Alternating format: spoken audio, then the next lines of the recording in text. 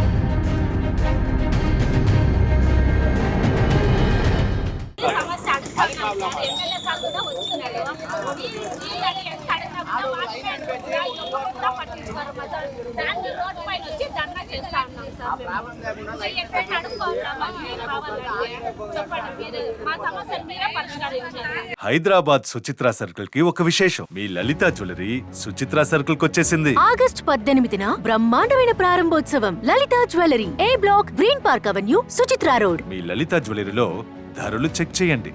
డబ్బులు చాలా చాలా ఆదా చేస్తారు. డబ్బులు ఎవరికి ఊరికే రావు.